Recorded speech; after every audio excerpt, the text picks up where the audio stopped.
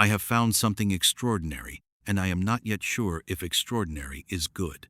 Talk to me, Shepard said. The architecture is pre-ancient, McKay said. Not pre-ancient in the way that the deep city foundations are pre-ancient. Pre-ancient in the way that he paused, searched for the specific vocabulary, in the way that something that built the ancients would be pre-ancient. Shepard looked at the corridor. Something built the ancients? Everything came from somewhere, McKay said. The ancients didn't just appear. The Stargate network, the city, the technology, all of it has design principles that are consistent and sophisticated in a way that suggests a tradition, a lineage. Someone taught them. He paused. Or someone built them something to work from. Another pause. Or someone built them. Shepard looked at the door at the end of the corridor. It was sealed with a mechanism that was not ancient and that was not anything in their catalog and that was currently in the process of unsealing itself. The specific slow quality of a lock that had been waiting a very long time for the correct conditions and that had finally, apparently, determined that the conditions were met. Why is it opening? Shepard said. Because we woke the city up, McKay said, and something in the city decided that the city being awake was sufficient authorization. The door opened.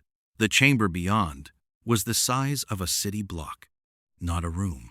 A space the specific enormous quality of an interior that had been designed for beings who experienced scale differently than humans did, who measured significance in volume rather than intimacy, who built large not because they were showing off, but because large was simply what was appropriate for the things that happened here. The ceiling was 40 meters up. The walls curved inward at the top in the specific mathematical way of an architecture that was not about beauty, but about precision, functional elegance, aesthetics as a byproduct of engineering rather than an end in itself. Everything was the same dark material as the corridor, with the same cool blue light running through it in channels that suggested bioluminescence without being biological, designed to carry that quality, to suggest life without committing to it. In the center of the chamber was a plinth. On the plinth was an object that McKay's scanner could not resolve, not because it was beyond the scanner's range, but because the object was in a state that the scanner's categories did not accommodate. The specific quality of something that was simultaneously present and not present, that existed in the room and also somewhere else, that was here and had been here for a very long time, and that was currently with the specific patient quality of something coming back from a long way away, paying attention. "What is that?" Shepard said. Not a question. The specific flat quality of a soldier identifying a thing that required identification before any other response was appropriate.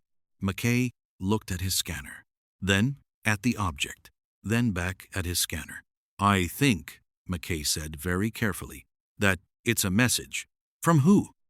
McKay looked at the chamber, at the walls and the ceiling, and the specific quality of the architecture that was not ancient and that was not anything they had a name for, and that was, now that they were inside it and the door had closed behind them with the specific, quiet finality of something that operated on its own timetable, surrounding them completely. "From whoever built all of this," McKay said, "before the ancients, before the Stargate network, before," he paused, "before everything we thought was the beginning." The object on the plinth pulsed. Once, the light in the chamber changed the specific shift of something completing a boot sequence that had been paused for 10,000 years. The quality of a system arriving fully online and becoming, in the specific sudden way of very large things, becoming aware of very small things in their vicinity present. McKay's scanner screamed. Not in alarm, the specific sound of a device encountering data volume that exceeded its buffer capacity, the digital equivalent of trying to pour an ocean through a drinking straw. He pulled it back and stared at the screen, which was displaying numbers that were cycling too fast to read, and said something in Czech that Shepard didn't need a translation for. "Rodney," Shepard said. "It's indexing us," McKay said. The chamber, the system, whatever this is, it's running a complete scan of every piece of technology we brought with us. Our radios, my scanner, your weapons, the subcutaneous transmitters in our... He stopped. It knows exactly what we are, technologically. What a generation. What capability. What we can and can't do. He looked at Shepard. It's filing for us. Filing us. Like a catalog entry, McKay said. Like something that keeps records of developing civilizations and has just added a new entry under... He checked the scanner. Under Tauri, Generation 4, Pre-Interstellar Drive, Partial Access, to Forerunner, Derived Network. He paused. It is called the Stargate Network Forerunner Derived. Shepard's radio crackled. Elizabeth Weir, from the control room, her voice carrying the specific quality of controlled urgency that meant something had changed at a scale that required his immediate attention. John, she said, we're reading a new contact on long-range sensors. It's not Wraith. It's not a replicator. It's not anything in our catalog. A pause. It's enormous, and it's heading directly for Atlantis. Shepard looked at the pulsing object on the plinth, at McKay. McKay looked at his scanner with the expression of a man doing rapid mathematics and not enjoying the results. The message, McKay said quietly. I don't think it's for us. Then who's it for? I think it's a beacon, McKay said. A positioning signal. The kind of thing you build into a structure when you want to be able to find it again after a very long time. He looked at the ceiling, at the dark material, 40 meters above, at the cool blue light in the walls, at the specific quality of a chamber that had been built by something much older than the ancients, and that had been waiting with the specific patient quality of very old things for something to come home. I think when we woke the city up, when we brought a ZPM online and powered the full network, we activated this chamber, and this chamber did what it was built to do. Which is what, exactly? Shepard said. Send a signal, McKay said, to the people who built it. He paused, who are apparently still out there. Another pause, who are apparently on their way here. He looked at the scanner reading. At a speed that our sensors shouldn't be able to detect at this range, which means they are either much closer than the readings suggest, or they are moving in ways that our physics doesn't. He stopped. Rodney, Shepard said. We need to call Elizabeth, McKay said. Elizabeth Weir had been the expedition leader long enough to have developed the specific quality of composure that came not from the absence of alarm, but from having been alarmed so many times that alarm had been integrated into her. Baseline operating state. She stood at the control room's central display and looked at the sensor reading and said very calmly, How big? The mass reading is, the technician, Kusanagi, checked the display twice. It's larger than Atlantis, Dr. Weir, by a significant margin. Define significance. 3 times the city's volume, Kusanagi said, roughly. Weir looked at the contact on the display, the specific shape of it, moving through Pegasus space on a trajectory that was direct and unhurried in the specific quality of something that did not deviate because it had no reason to deviate, that moved in straight lines because nothing in the galaxy had ever given it cause to move otherwise. Weapons signature, she said. We're not reading weapons, Kusanagi said. We're reading power. The energy output is Dr. Weir. It's reading as equivalent to approximately 40 ZPMs running simultaneously. Weir was quiet for a moment. Where's Colonel Shepard? She said. Sub-level 9, the technician said. With Dr. McKay. Get them up here, Weir said. Now. She looked at the contact. At the unhurried, straight-line trajectory of something very large, moving toward them with the specific quality of something that had a destination and was going there, and that was not uncertain about either. And get Taylor and Ronan, full senior staff, 5 minutes. She turned to the display. She thought about the sublevel that hadn't been on any map, the architecture that wasn't ancient. The language in the city's directory that nobody had ever seen before, Forerunner administrative access only that they had always assumed was a translation error, a quirk of the ancient database rendering a proper noun in a language that the system didn't have a clean word for. She thought about the stargates, about the specific extraordinary sophistication of the network, the physics of it, the scale of it, the specific quality of something that had been built so well that it had been operating continuously for millions of years without maintenance, without degradation, without the specific entropy that affected everything else in the galaxy. She had always assumed the ancients had built it. Everyone assumed the ancients had built it.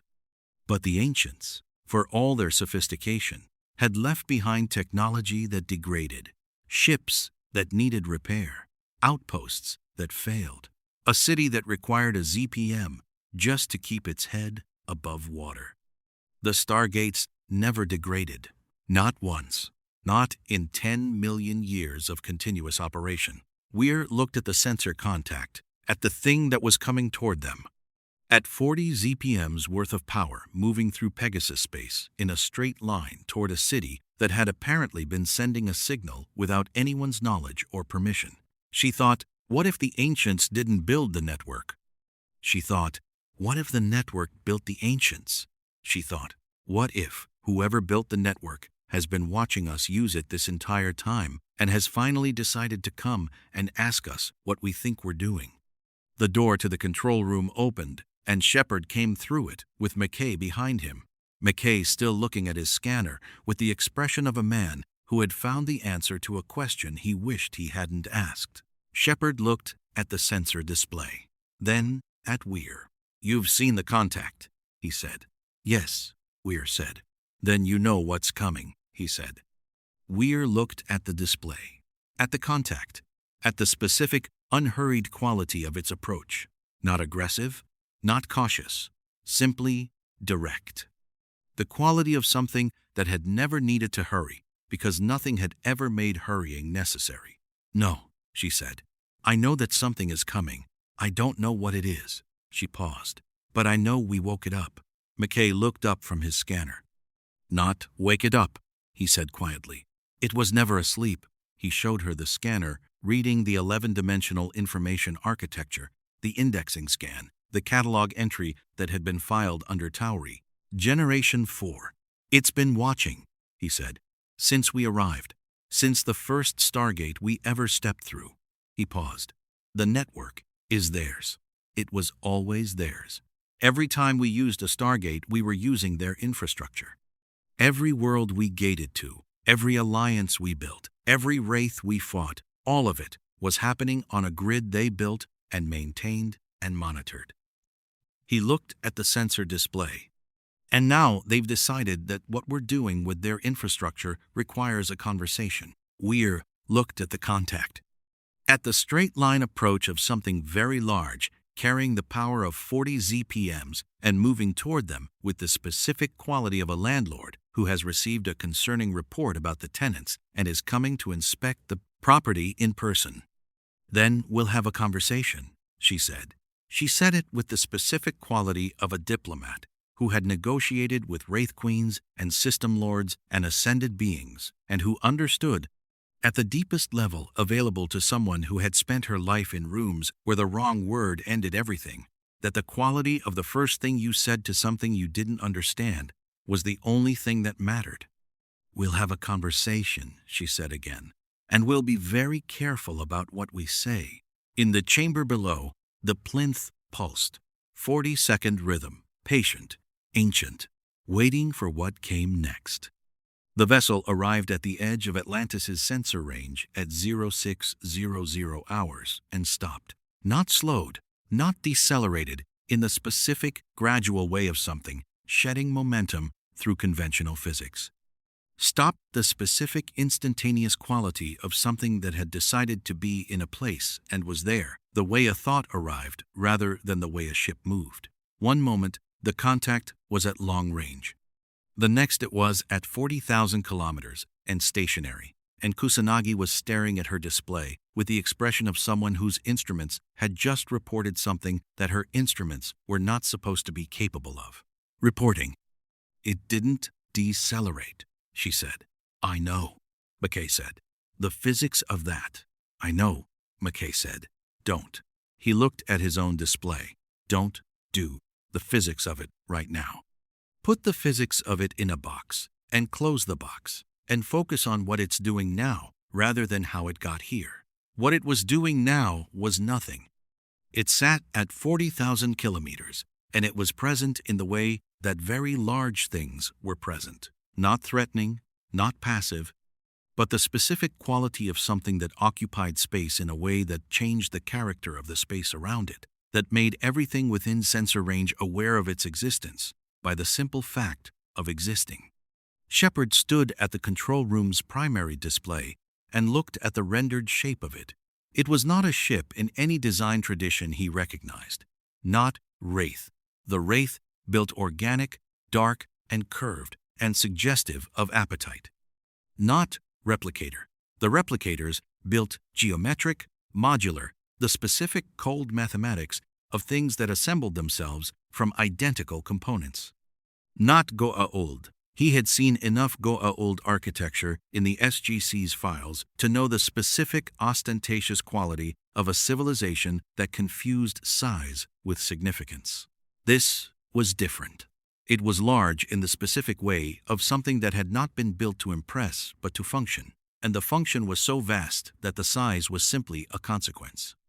Dark material, the same quality as the corridor below, the same as the chamber with the same cool blue light running through it in channels that suggested a nervous system, precise angles. Mathematical curves, the specific quality of something that had been designed by beings who understood beauty as an emergent property of precision rather than something you added afterward. It was, Shepard thought, the most sophisticated thing he had ever seen. It was also his soldier's instinct, noted with the specific, quiet certainty of 30 years of reading threats, not here to hurt them. Not yet. Not unless they did something that required it. Are they hailing us? Weir said. No, Kusanagi said. No signal on any frequency. No communication attempt on any channel we monitor. She paused. They're scanning us. The same kind of scan as the chamber, McKay said. Similar signature. Much larger scale. Kusanagi looked at her readout. They're scanning the entire city. Every system. Every power signature. Every... She paused. Dr. Weir, they're reading our population. Individual biosignatures. All 423 of us. Weir looked at Shepard. Shepard looked at the vessel. They're counting us, he said. Or cataloging us, McKay said.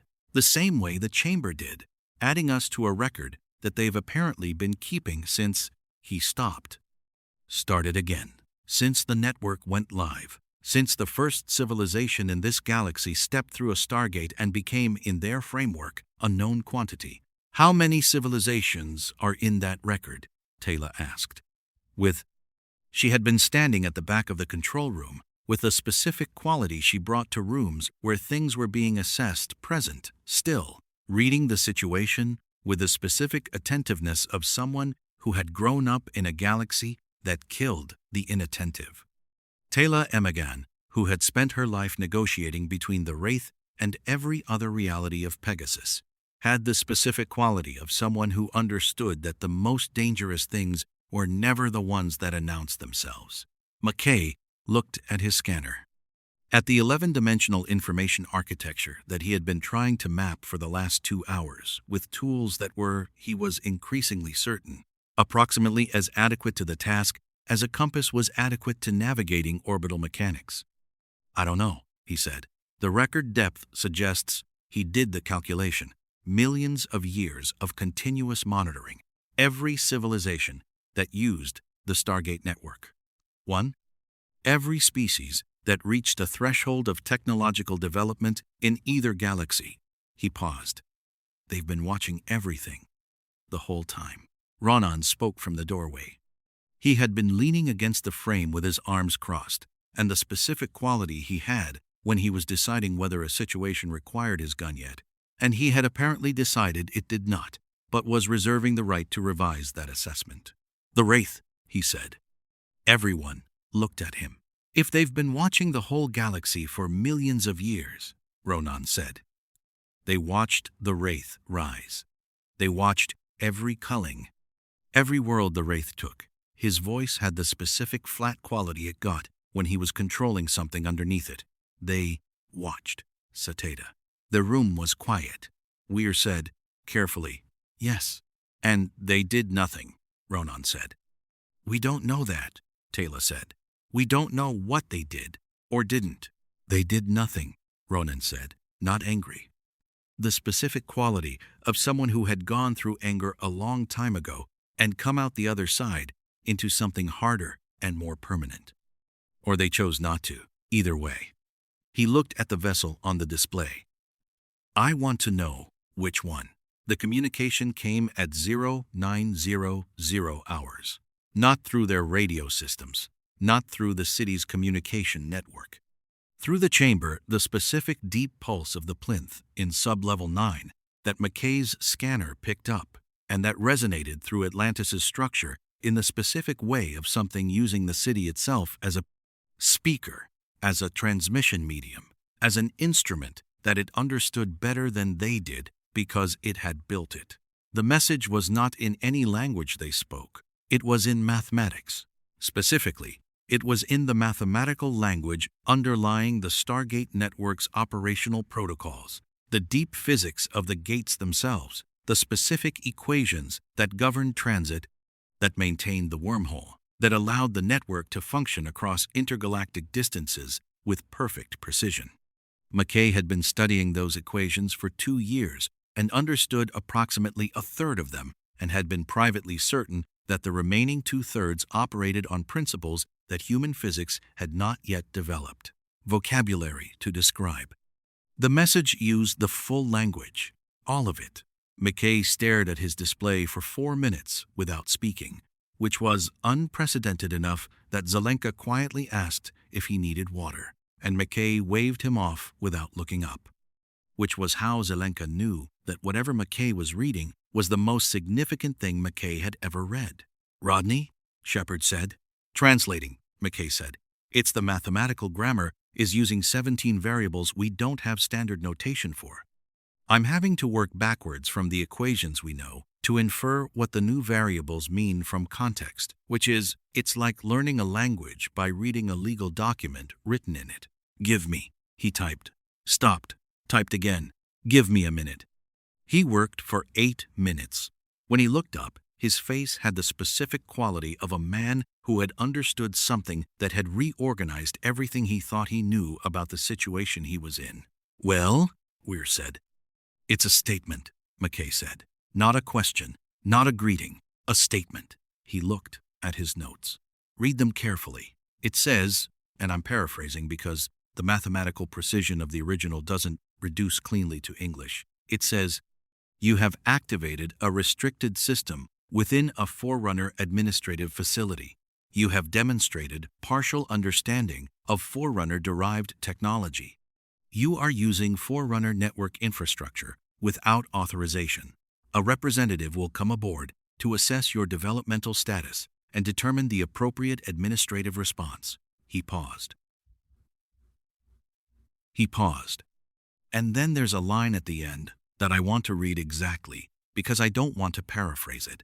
He looked at his notes. Your continued operation of the network is under review.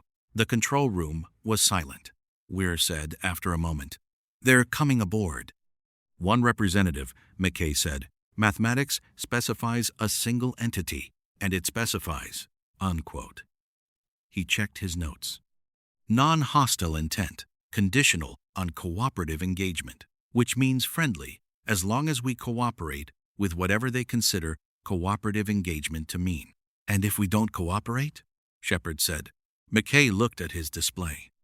At the 40 ZPMs of power, sitting 40,000 kilometers off Atlantis's port side in a vessel that had crossed the Pegasus Galaxy and stopped without decelerating. It doesn't specify, McKay said, which is its own kind of answer. Weir chose the main conference room, not the control room too operational. Too many displays showing tactical information that would communicate the wrong quality about their intentions. Not the gate room too exposed. Too much symbolism in receiving someone at the gate when the gates were apparently their property. The conference room was neutral, in the specific diplomatic way of a space that was designed for conversation rather than for any other purpose. A table, chairs, light, the large window looking out over the Atlantean Ocean. She stood at the window and looked at the ocean while Shepard's team prepared the room and thought about what she knew. She knew the Forerunners had built the network. She knew they had been monitoring it for millions of years. She knew they had, apparently, allowed the Wraith to operate in Pegasus for 10,000 years without intervention.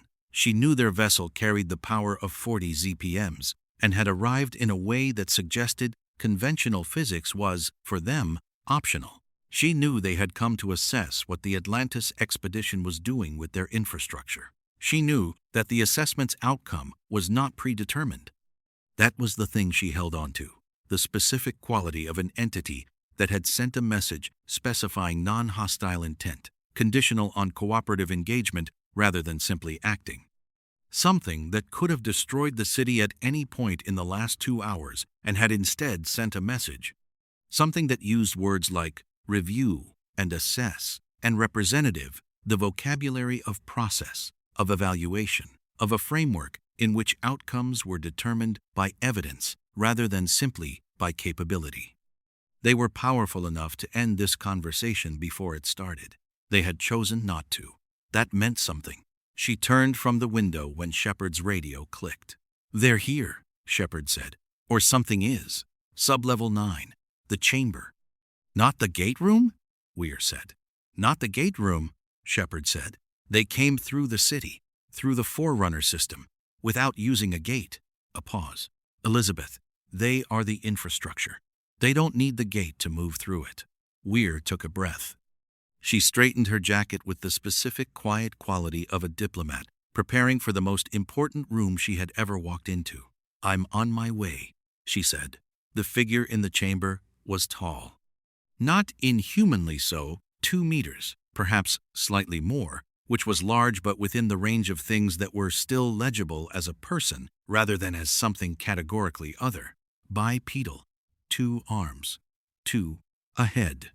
The specific basic body plan of a being that had evolved in gravity, that had walked on a planet, that had once been small and biological, and had been built by the same patient process that had built everything else.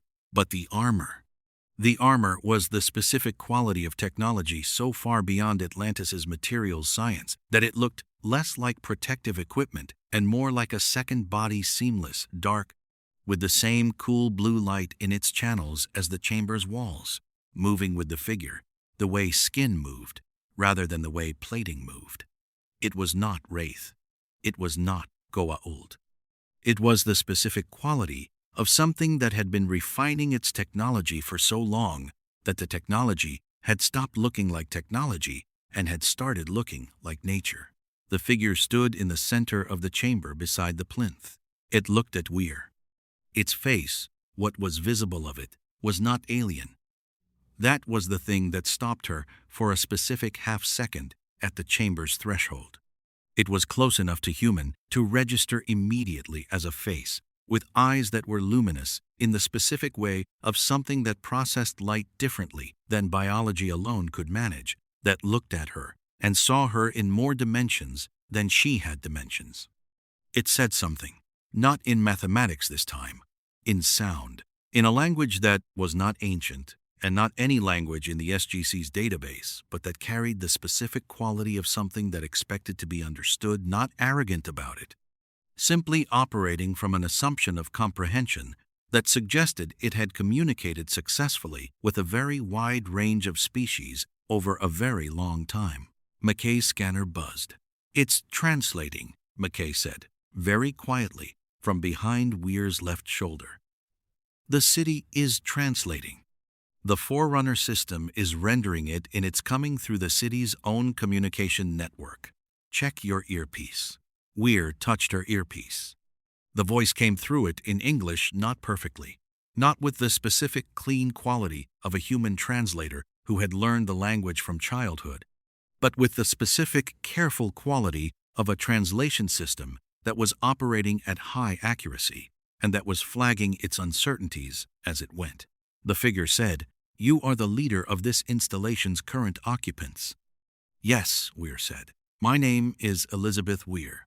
I represent the Atlantis expedition. We came here from— We know where you came from, the figure said, not interrupting the specific quality of a being that had already received the information and was moving the conversation forward. We know what you are. We have your complete developmental record. A pause. We have come to discuss what you are doing here and what you intend. Weir looked at the figure, at the luminous eyes and the seamless armor and the specific quality of something that was older than everything she had ever stood in front of, and that was, in this moment, genuinely asking, not demanding, asking. She thought, this is the only moment that matters. The first answer, the quality of the first thing, said. She said, we came here looking for our past. We found more than we expected, and we'd like to understand what we found. She paused. We'd like to understand you. The chamber was quiet. The plinth pulsed. 40-second rhythm. Patient. Ancient. The figure looked at her with the luminous eyes of something that had assessed 10,000 civilizations, and that was, for the first time in longer than human history had existed, not entirely certain how to file what it was looking at. It said, sit down, Elizabeth Weir. It said, this will take some time. The figure's name was not pronounceable in English. McKay tried twice, working from the mathematical notation the translation system offered as a phonetic approximation, and produced something that sounded like a frequency rather than a word. And the figure watched him attempt it with the specific quality of something that was not offended and was not amused, and that simply observed the attempt with the patient neutrality of something that had watched a very large number of younger species try to do things that were slightly beyond them. We'll need something we can use, Weir said, to the figure, carefully. A designation, something we can say. The figure considered this for a moment that was slightly longer than a human pause, the specific quality of a being for whom language was a tool used with precision rather than habit, that chose words rather than producing them. The ancients called me the Examiner, it said. It was not my title. It was their understanding of my function. I found it acceptable. Then we'll use it, Weir said. If that's acceptable to you, it is acceptable, the Examiner said. It sat the motion fluid in the specific way of the armor, which moved with it rather than around it across the conference table from Weir. And Shepard stood at the window with his arms crossed, and Taylor sat to Weir's left, and McKay was at the far end of the table with his scanner face down, because the Examiner had looked at it once when they entered the conference room, and McKay had, with the specific self-preservation instinct that occasionally overrode his scientific enthusiasm, put it away. Ronan was at the door. The Examiner had looked at Ronan for a moment longer than it had looked at anyone else. The specific quality of an assessment that was noting something, and Ronan had met that look with the specific flat quality he reserved for things he had not yet decided about, and the Examiner had, apparently, filed whatever it found and moved on. You said our continued operation of the network is under review, Weir said. I'd like to understand what that means. It means what it says, the Examiner said. The network was built for a specific purpose, the oversight of developing civilizations. The management of growth trajectories that, unmanaged, produce outcomes we have observed many times. What outcomes? Weir said. The Examiner was quiet for a moment. The end of everything, it said. The specific outcome that results when a civilization's growth rate exceeds its wisdom rate, when capability outpaces restraint, when something is built that cannot be unbuilt and that spreads in ways that nothing can stop. It said this with the specific quality of a being that was not speaking theoretically. The flood, McKay said. Everyone looked at him. He looked at the Examiner. That's what you're talking about, he said. We've encountered the records in the deep city systems. References to something, a parasite, a consuming force that the network was built partly to monitor for, to track the conditions that produced it. He paused. The ancients called it the flood in their oldest records, before they stopped writing about it directly. The examiner looked at McKay. Your comprehension of the network's secondary functions is more developed than your developmental record suggested, it said. Not a compliment, exactly the specific quality of a notation being updated, a catalog entry being revised. Yes. The flood, the consuming intelligence. The specific outcome that results when a civilization researches certain territories of knowledge without the foundational wisdom to manage what they find. It paused. We built the network partly to watch for the conditions. The specific trajectory of development that pointed toward that outcome. And we match that trajectory? Weir said. You are on a trajectory, the examiner said. Where it leads depends on choices you have not yet made. Taylor asked the question that everyone else was navigating around. She did it in the specific, direct way she asked questions, not cautiously, not with the diplomatic preamble that Weir used or the technical hedging that McKay used, but with the specific quality of someone who had learned that the most dangerous things were the ones not said plainly. The Wraith, she said. You built them. The room's quality changed. Not dramatically, no one moved. No alarm sounded, but the specific quality of the air shifted in the way it shifted when something true was said in a room that had been carefully avoiding the truth. The examiner looked at Taylor. Yes, it said. Taylor held the examiner's gaze with the specific quality. She held difficult things steadily, without looking away, with a specific attentiveness of someone who understood that the answer to what came next lived in the complete truth of what was, not in the comfortable portion of it. Why? She said. Management, the examiner said. The Pegasus Galaxy's civilizational growth rate 12,000 years ago was approaching a threshold. Multiple species simultaneously. Convergent development. The specific pattern that, in our experience, preceded the conditions for flood emergence. It paused. The Wraith were designed to regulate that growth, to cull populations below the threshold, to prevent the specific convergence of capability and numbers that produced the conditions we could not allow. The room was very quiet. We did not design them to be what they became, the examiner said. And for the first time there was something in the translated voice that was not neutral. The specific quality of something that had a relationship with the statement it was making, that carried the weight of what the statement meant. We designed a tool. The tool developed. It exceeded its design parameters in ways we did not anticipate. The Wraith became something we did not intend.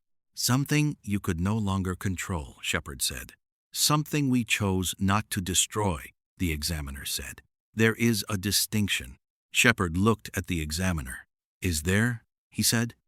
We could have eliminated the Wraith at any point in the last 10,000 years, the examiner said. We chose not to, because elimination was not the correct administrative response to a tool that had exceeded its parameters. The Wraith were alive.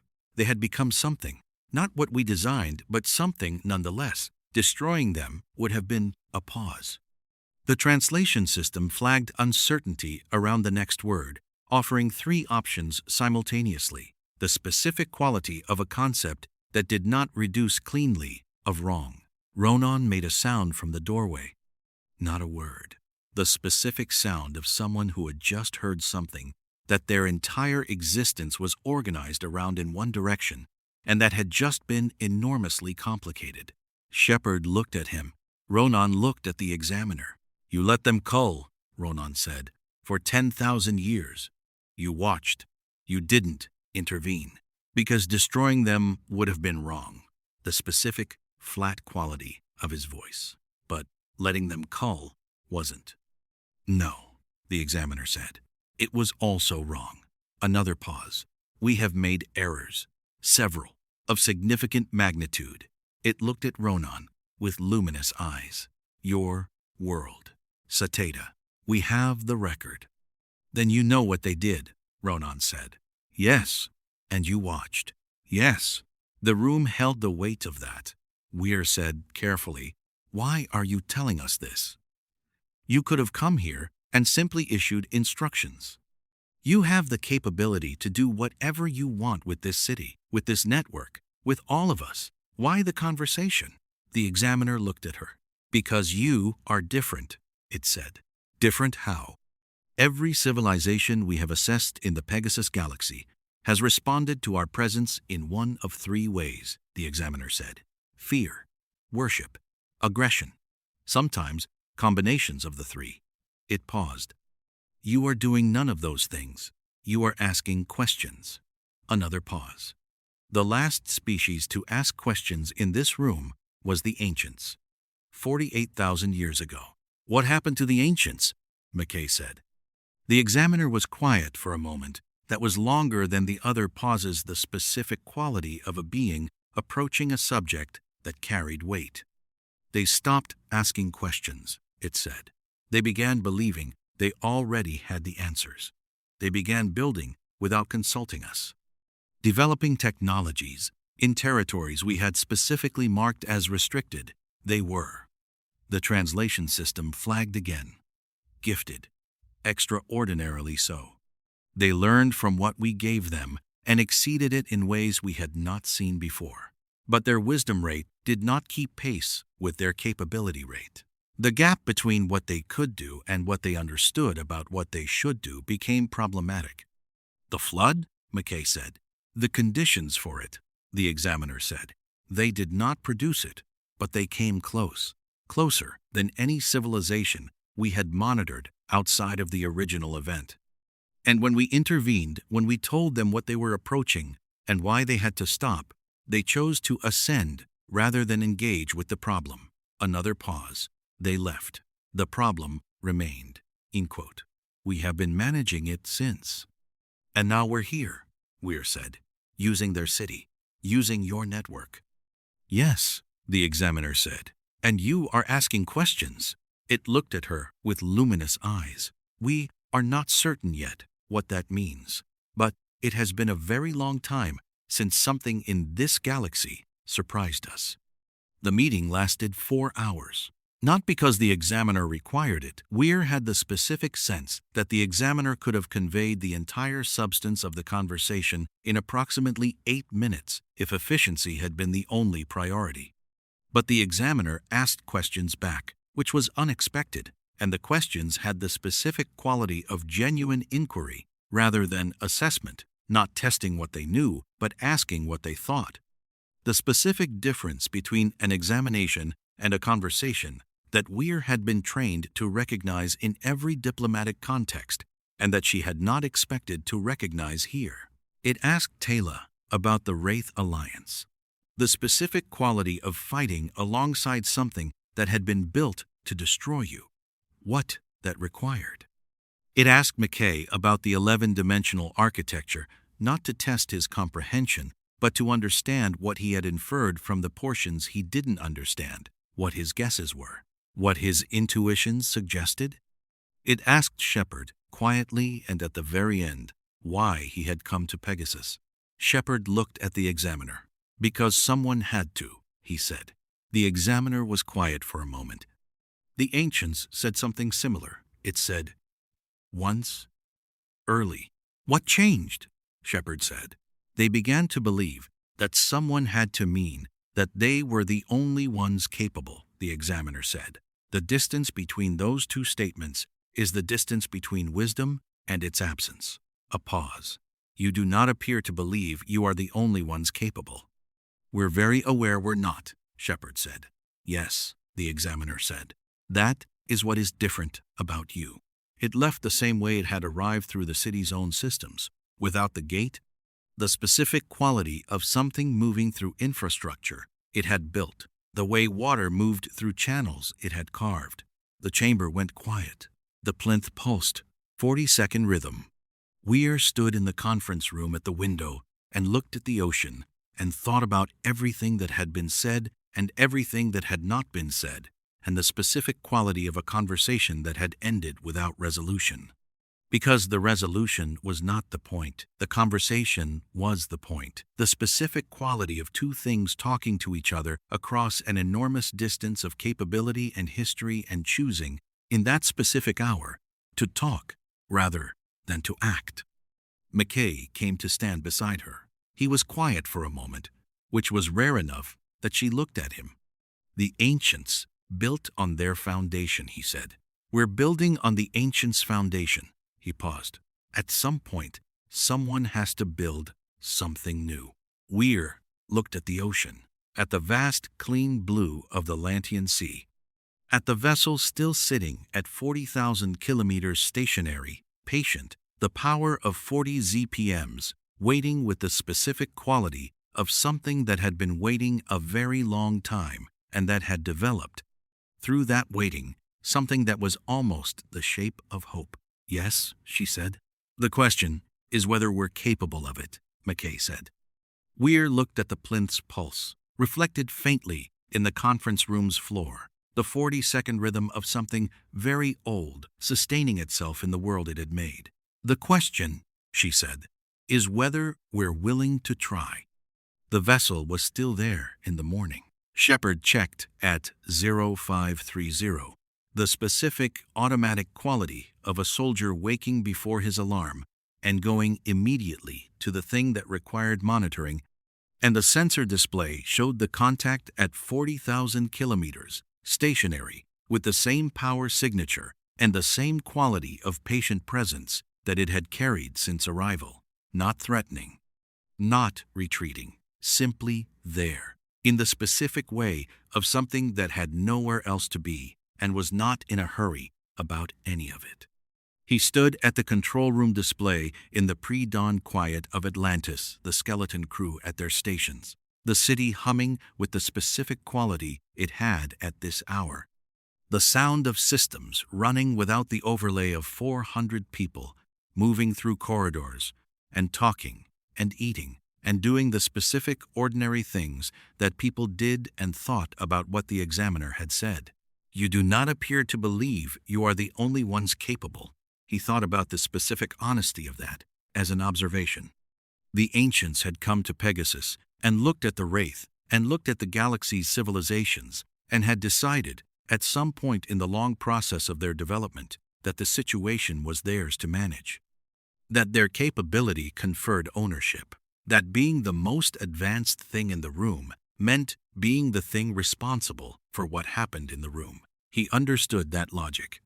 He had operated on versions of it his entire military career. The logic that said the person most capable of handling a situation had an obligation to handle it, that capability and responsibility were the same thing, that walking away from something you could fix was its own kind of failure. But the examiner had pointed at something underneath that logic, something that the logic, followed long enough and with enough conviction, produced. The ancients had believed they were responsible for the galaxy. They had built accordingly. They had made the Wraith, or the things that became the Wraith, or had allowed the things that became the Wraith to continue because eliminating them would have been wrong, and 10,000 years of Pegasus history had been written in the specific gap between their capability and their judgment. The distance between those two statements is the distance between wisdom and its absence. He thought about Atlantis, about what they were building here, what they were building toward, the alliances they had made, the Athosians, the coalition worlds, Todd's Wraith faction, the specific improbable network of relationships that the expedition had assembled in 2 years of improvisation and desperation, and the specific quality of people who kept finding third options when the first two were unacceptable. He thought, we're doing the same thing. Different scale, different era, same logic. We arrived, and we decided it was ours to fix. He thought, the question is whether we're doing it differently enough. Taylor found him there at 0600. She did not announce herself. She moved through the pre-dawn city with the specific quality she always moved, through spaces, present, without imposing, the specific attentiveness of someone who had learned very early that knowing where everything was not a luxury, but a requirement for survival. She stood beside him and looked at the sensor display, at the vessel at 40,000 kilometers. "You didn't sleep," she said. "Neither did you," he said. "No," she said. "I was thinking about what the examiner said, about the Wraith, She paused. About why they are what they are. Does it change anything? Shepard said. Knowing it was intentional? Taylor was quiet for a moment, the specific quality of her considering something fully, before speaking. The thing he had learned to wait for, rather than fill. It changes what we're angry at, she said. The Wraith called my people for generations. They called every world in this galaxy.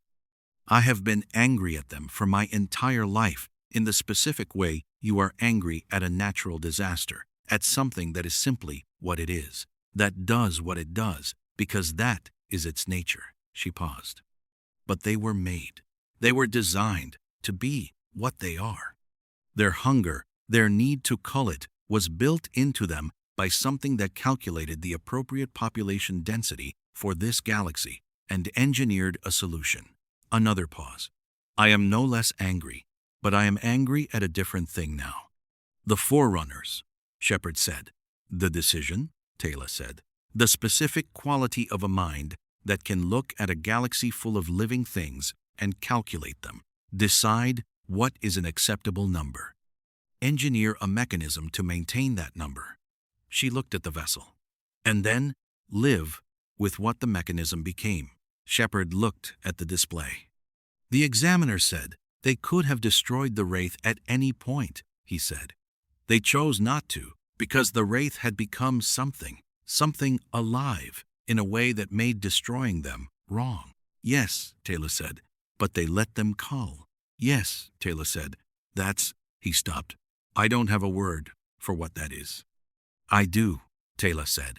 It is what you do when you have made a mistake too large to acknowledge directly. You manage it. You contain it. You make decisions about it from a distance that keeps you from having to look at what the mistake costs the people it lands on. She looked at him. It is not alien. It is very human, which is perhaps the most disturbing thing about them. Shepard thought about that. Weir wants to keep talking to them, he said. Yes, Taylor said. She is right to. Is she? The examiner came here with 40 ZPMs and the ability to move through our systems like we move through air, Taylor said. It sat down across a table and talked for 4 hours and asked us what we thought. That is not the behavior of something that has decided our outcome. She paused. It is the behavior of something that has not been decided yet. And the space between not decided yet and decided is the only space we have to work in. Shepard looked at the vessel. So what do we do with that space? He said. Taylor looked at him with the specific quality of someone who had been navigating impossible situations long enough to have developed a framework for them. We use it, she said, carefully, honestly, without pretending we are something we are not. She paused. The ancients pretended to be something they were not. They performed wisdom they had not yet achieved. The Forerunners saw through it, and the relationship failed. Another pause. We cannot afford to fail the same way. McKay's briefing was at 0800. He had not slept either, but had used the night productively in the specific way he used all available time, which was to cover every surface in his lab with calculations, and to produce, by morning, a document that Zelenka described as either the most important paper in the history of human science or a remarkable feat of organized speculation, and that McKay described as simply what the data shows if you look at it honestly. He stood at the briefing room display and looked at Weir and Shepard and Taylor and Ronan and the senior staff assembled around the table and said, without preamble, the Stargate network is not what we thought it was. He pulled up the display. We thought the Stargates were a transit system, a network of doors that let you move between worlds instantaneously. That's what they do, functionally. So, that's what we called them. He clicked to the next display, the 11-dimensional architecture, rendered as best his tools could render it. The specific layered quality of a system operating in dimensions that the rendering could only approximate. That's not what they are. What are they? Weir said.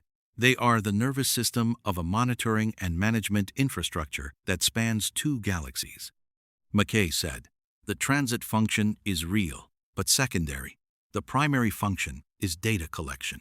Every activation, every transit, every world that has ever been connected to the network, all of it has been feeding data into a centralized system that the Forerunners built and have been running for millions of years. He paused. We have been walking through their sensors every time we used a gate.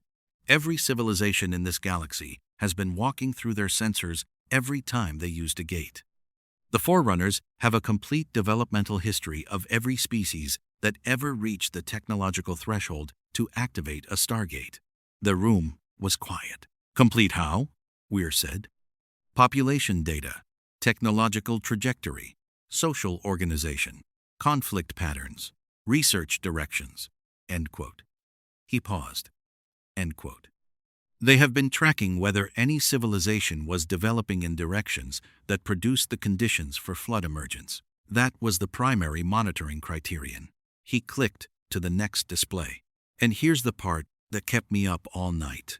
The display showed a graph. The horizontal axis was time, millions of years. The vertical axis was a metric McKay had labeled Convergence Index, with a footnote that said Forerunner terminology, approximate translation. The graph showed a line that climbed gradually for millions of years, spiked sharply approximately 12,000 years ago, dropped dramatically approximately 10,000 years ago, flatlined for the intervening millennia, and then in the last 2 years, at the extreme right edge of the display, spiked again. The first spike is the pre-Wraith Pegasus civilizational convergence, McKay said. Multiple species developing simultaneously, approaching the threshold. The drop is when the Wraith started culling. The flat line is 10,000 years of population management. He pointed at the right edge. The second spike is us. He let that land. Us, Shepard said. The Atlantis expedition, McKay said. We arrived and we started activating systems and building alliances and fighting the Wraith and doing all the things we've been doing for 2 years. And in terms of the Forerunners' monitoring criteria, in terms of the specific metrics they watch for, we have moved the Convergence Index more in 2 years than anything in Pegasus moved it in the previous 10,000. He paused. We are, from their perspective, the most significant development this galaxy has produced since the event that required the Wraith solution. The room held the weight of that. That's why they came, Weir said. That's why they came, McKay said. We didn't just activate the beacon. We triggered the threshold. The beacon was the notification mechanism. The threshold is what made them decide a representative was necessary. He looked at the graph. In their framework, we are either the most promising development in 10,000 years or the beginning of the exact conditions they have spent 10,000 years preventing. He paused. The examiner came to determine which. And it hasn't been determined yet, Weir said. Not yet, McKay said. Ronan spoke for the first time since the briefing began. He had been sitting at the far end of the table, with his arms crossed, and the specific quality he had during briefings that contained information he was processing, not disengaged, but running the information through a framework that was not McKay's framework or Weir's framework, but that had its own rigor, built from years of experience that had no equivalent in their catalog. The Wraith know, he said. Everyone looked at him. What Todd told us about the Wraith's oldest stories, the ones they don't tell the young queens. He looked at Shepard. We always thought they were mythology, creation myths. The Wraith explaining their own existence to themselves. He paused. They're not myths, they're history. The Wraith know what they are. They know what made them. They've always known. Shepard thought about Todd. About the specific quality of every conversation he had ever had with Todd. The specific layer of something underneath the alliance, underneath the cooperation, underneath the pragmatic working relationship they had built over years of mutual survival. Something that Todd had never said directly, but that had been present in every room they had ever shared. A weight. A specific quality of knowledge carried a long time. Todd knows, Shepard said. Yes, Ronan said. He's never said anything. No, Ronan said, because saying it changes everything. As long as it's not said, it can be managed, filed somewhere that doesn't require action. He looked at the table. But if the Forerunners are here, if what they are becomes part of this conversation, Todd is going to have to decide whether the alliance holds. Or we're going to have to decide, Taylor said quietly. The room considered that. What it meant to know that your ally had been engineered. That their nature, the thing that made them dangerous, the thing that had driven 10,000 years of culling, was not an accident of evolution, but a design choice made by something that was currently sitting 40,000 kilometers off their port side, waiting for a conversation to conclude. What it meant to carry that knowledge into every future negotiation with every Wraith faction.